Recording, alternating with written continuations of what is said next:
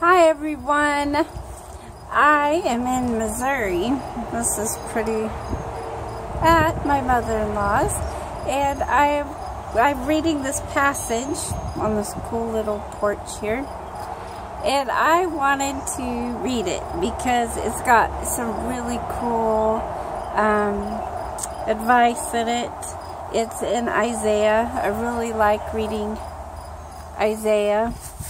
And so I am going to read it for you. It is in Isaiah 8:11 through 22.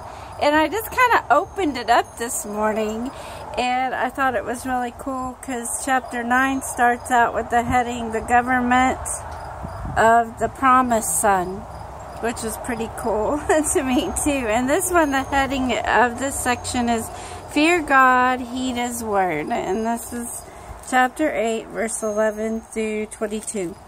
It says, For the Lord spoke thus to me with a strong hand, and instructed me that I should not walk in the way of this people, saying, and remember, even if he's talking about, you're talking about Israel and Jerusalem, and all this pertains to us.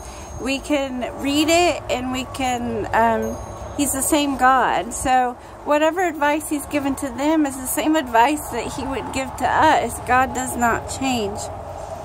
So it says, For the Lord spoke thus to me with a strong hand, and instructed me that I should not walk in the way of this people, saying, Do not say a conspiracy concerning all that this people call the conspiracy. Do not be afraid of their threats, or be troubled. Really like that one. The Lord of hosts, him you shall hallow. So do you know what hallow means? H-A-L-L-O-W means to reverence. The Lord is holy. It's holy. Hallow, holy.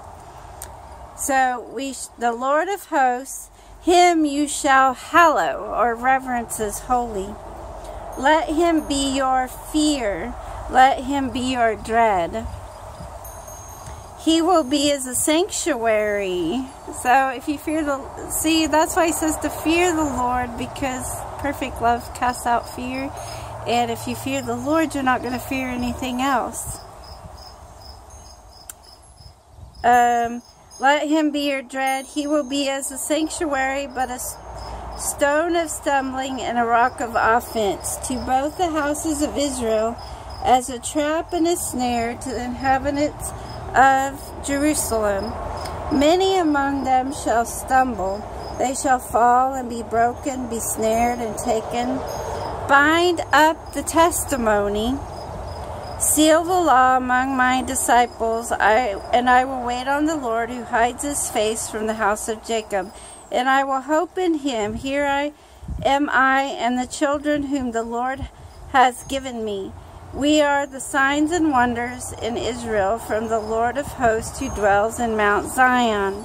Now, verse 19 is really, really good advice. It says, And when they say to you, seek those who are mediums and wizards, who whisper and mutter, should not a people seek their God? Should they seek the dead on behalf of the living? No, we should seek God, not these wizards and mediums. To the law and to the testimony. If they do not speak according to this word, it is because there is no light in them.